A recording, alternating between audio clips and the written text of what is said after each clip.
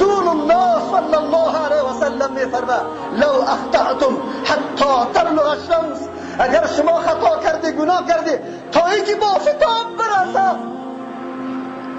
گناه بکنی که تا آفتاب برسه، بازم لطاب الله علیکم، الله رجوع رحمت بالایتان میکنه، لطاب الله علیکم، رجوع رحمت بالایت میکنه. الله سبحانه و تعالی به الله قسم بنده خدا نمیخواد که در جهنم بندازه. الله خواسته که بنده های خدا به اشکال متنوع گناهش معاف بکنه و یا را مستحق جنت بگردانه. ولی تو بندستی که غافل هستی، تو بندستی که از اعلامی که الله میکنه خبر نداری. آیت برات خواندم، قل بگو ای رسول الله صلی الله علیه و سلم، یا عبادی الذین، ای بندگان ما، ای بندگان ما، کدام مردم اسرفوا علی انفسهم، که زیادت کردن، از حد تجاوز کردن بالای نفسای خود. هر انسانی که گناه میکنه در نظام الله هیچ تغییری نمیاره، به الله هیچ نقصانی رسانده نمیتونه. هر انسان گناه میکنه، ظلم سر خود میکنه، نفسی خود به عذاب الله، به غضب الله پیش میکنه. ولی الله سبحانه و تعالی چقدر مهربان است، چقدر رحمان است، چقدر رحمان است. پیغمبر خدا میگه بگو به بندگان ما، بگو به بندگان ما که گناه کرده، انواع گناه ها را کرده، لا تقنطوا من رحمت الله، از رحمت الله ناامید نشوی، مایوس نشوی. رحمت الله وسیع است. الله اکبر، الله لازم گرفته وسعت رحمت خدا، نوشته کرده رحمت خدا. خدا الله اگر هر قدر گناه دارم، یقینا گناه دارم، معصوم نیستم، انسان خطاکار هستم، اشتباه میکنم، نسیان میکنم، جاهل هستم از عاقبت گناه، از انجام گناه. لیکن یک امر دارم، یقین دارم الله که تو رحمان هستی و بخشش میکنی گناه را. الله تو رحمان هستی، بخشش میکنی گناه را. من مایوس نیستم، اگر کل کوهاوری گناه دارم از رحمت تو مایوس نیستم، چرا خود گفته ای لا تقنطوا من رحمت الله، از رحمت الله مایوس نشو. اگر فرمان الله را نبری، اگر 4 دقیقه این برق بروه و پکا استاد شوه، عرق میکنیم، جان ما تنگ میشه، خدا شور میده.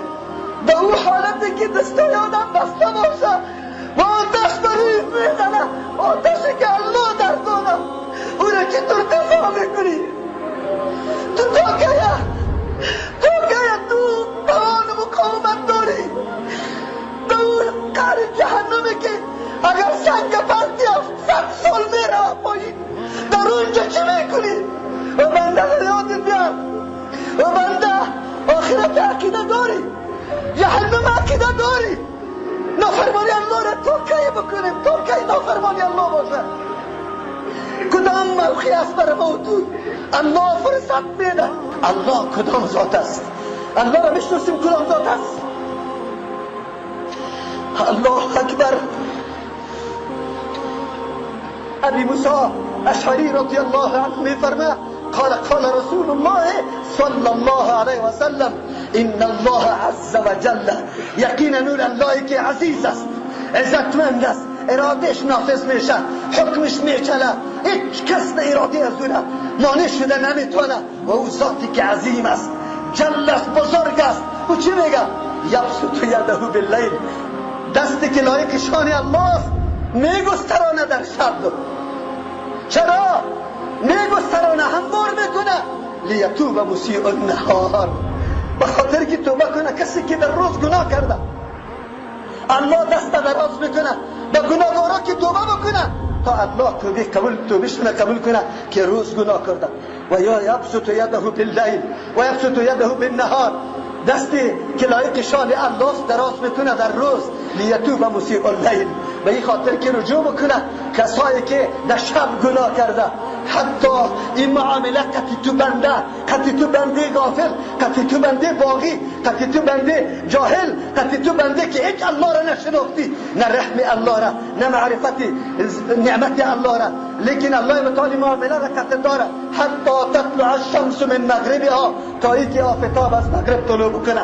الله در توبه را نمیبنده در روی تو، ما بگوید که با وصف قدر رحمات الله انسان بازم مستحق جنت الله نگرده، مستحق مغفرت الله نگرده، یا آدم مستحق جهنم نباشه، ابد الآباد نباشه.